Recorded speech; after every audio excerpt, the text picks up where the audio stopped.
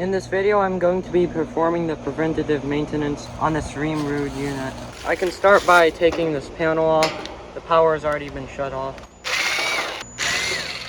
A magnetic parts tray is a very good investment if you don't already have one. Now I want to verify my power is actually off. Line to line, nothing. Line to ground, nothing. Other line to ground, nothing. So power is off to this unit. Be aware that there is 24 volts here, so there's still a possibility of getting shocked. I'm going to start by checking the capacitors. This has a hard start kit, so this has a start capacitor, and this also has a run capacitor.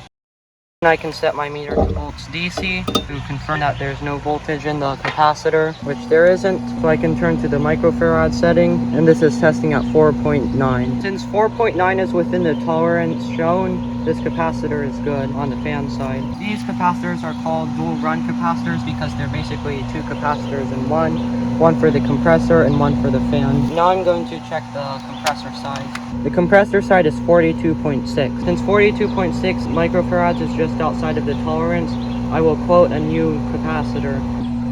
Now I can check this other capacitor, 92 microfarads, which is within the range of 88 to 108. Now I will test the contactor resistance. Be aware that the side that you take off might have 24 volts live on it. Make sure it does not touch any other metal. The contactor has about 16 ohms, which is normal. Before turning on the unit to test the current of the condenser fan motor and capacitor, I will give this a spin. So those bearings are starting to go bad, so I'm also going to add a condenser fan motor to the quote. While the condenser fan motor is still drawing below 0.8 amps as shown on its nameplate, I will change it because the bearings seem to be going bad.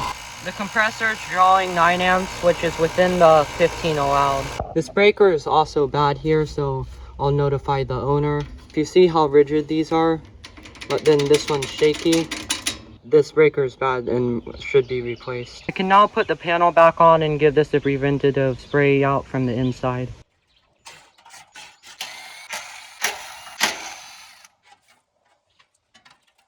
Having flexible hoses and these ball valves for your water are very, very useful. I won't use any chemical because it's pretty clean, but I'll basically just repeat spraying this for all three sides.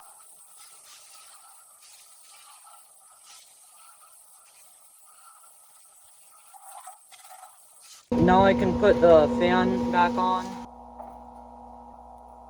Turning the power back on. Breaker's definitely messed up. 80 Fahrenheit ambient, 93 Fahrenheit discharge. Right now I'm going to vacuum out the condensate drain as a preventative measure. I have this vacuum hooked up to the hose, to this attachment, and then I added an extension.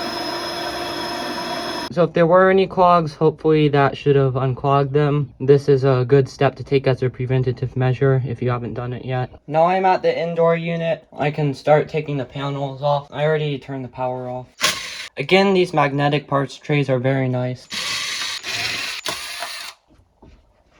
Now I want to confirm that the power is off. Volts AC supply, just to test the meter works, is 240 volts. This is now coming out of the breaker. 0 volts line to ground, 0 volts other line to ground. This is broken off of the unit, so I will notify the customer. I can check to make sure the bearings are not going bad in this blower motor by giving it a quick spin. It hasn't stopped yet, and it's still continuing to spin and barely even slow down, so this motor is good. The blower motor capacitor is right here. It's a 7.5 microfarad one, plus minus 5%, 12.31. The leads are back on the capacitor, so now I can put the drain pan tablets in the drain pan. The system is 2.5 tons, so I will put 3. These are the drain pan tablets I'm using. Pan Treat by New Calgon.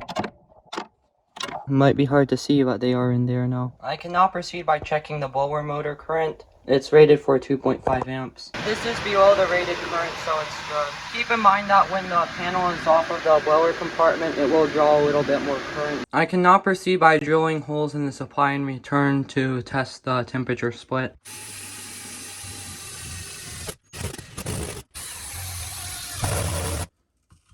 Now I can power on.